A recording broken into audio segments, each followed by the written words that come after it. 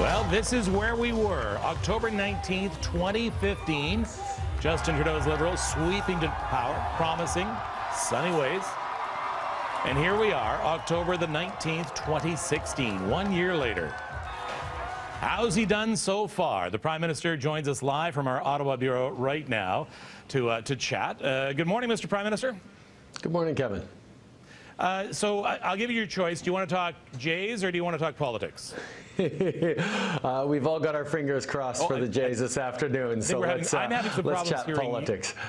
Hold on for 1 second. I'm having problems hearing you. Usually it's the other way around, so I'm not that good at reading lips. So there we go. Okay, there we go. Can you hear me? I can hear you now. That was completely in my ear. So once again, Jays or politics, which one? Well, I was going to say I'm looking forward to the Jays doing very, very well against Cleveland this afternoon, but let's talk about politics. I have more influence over those outcomes. Indeed you do, and I need you right now to be extremely tough on yourself. All right, as a former teacher, I need you right now.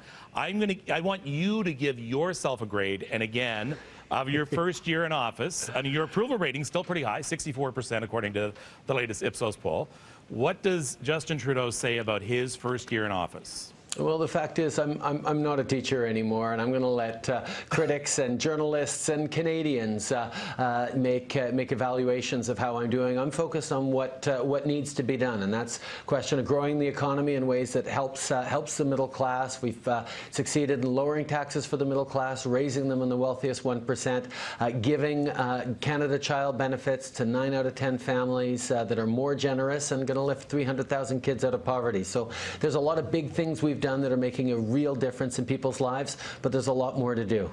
One concern is with our First Nations people. In fact, right now, we're live at the ACC here in Toronto on the We Day red carpet. We're waiting for Gord Downey to come in, and of course, he had mentioned you when he was in Kingston. You were there.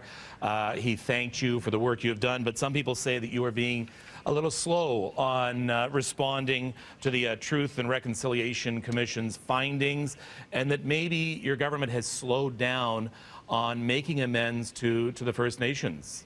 Well, I think people understand that this is not a short-term fix that we're going to be able to bring in. There's an awful lot of work that's going to have to be done over the long term. But I think in two areas we've been very, very clear that we are making a big difference. The first is in tone and relationship, and whether it's talking about a nation-to-nation relationship or actually sitting down and engaging in substantive partnership, cooperation, collaboration with Indigenous leaders across the country. We've made a big difference in the approach. But the other half of it is actually we've made historic investments of $8.4 billion over the next 5 years in everything from clean drinking water to First Nations education to infrastructure that's going to help Indigenous communities succeed. It takes both will and money, and we're going to have to work at it together in the coming years. I've never seen a Prime Minister so involved in press conferences on the local level. I'm seeing you are in municipalities, not just at provincial legislatures, but you're at municipalities making announcements. Some people don't worry about the money you are spending right now, that the deficits that we have projected for the next few years are almost out of control. Well, listen, Canadians had a very clear choice a year ago today, and they picked the one party that was committed to investing in their communities in order to grow the economy, putting more money in people's pockets so we can grow the economy, creating jobs so we can grow the economy. These are the kinds of things that people expected of this government, and that's exactly what we're doing. We're making responsible investments that'll create jobs in the short term in infrastructure, for example, but create progress and growth and productivity gains in the long run. These are the kinds of choices that Canadians want us to make in a responsible, fiscally prudent way, absolutely. But they know that 10 years of cuts from Stephen Harper wasn't growing the economy. We need to do it the right way, and that's exactly what we're doing. Okay, I'm going to try and pin you down here on this one. And I know it's bad form for a sitting Prime Minister to comment on an election in another country, but this is not your normal situation. So we have Donald Trump. We know what we know about him. We go into the final debate tonight before the election. I have two questions for you. What message would you have for Mr. Trump, and do you think your government could effectively work with an administration that wants to become more protectionist and wants to reopen, especially NAFTA? Well, the fact is, Canadians expect me to work hard to defend Canadian interests with whomever gets elected in the United States, and that's exactly what I'm going to do. But the fact is, one of the things that we demonstrated a year ago is that the politics of bringing people together, the politics of respect, of inclusion, of responsible platforms based in evidence and data-driven decision-making is exactly what voters, what citizens expect to see from their governments, and it worked out for us. I'd encourage anyone in any political situation to respect voters' intelligence and to work hard to bring them together.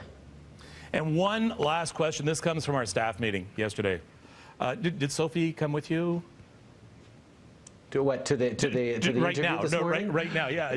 No, she's not. She's not with me in the studio. Everyone I mean, and she has become such a wonderful ambassador for our country, and that was one thing that they wanted us to pass on was that we love her and want her just to stay the course.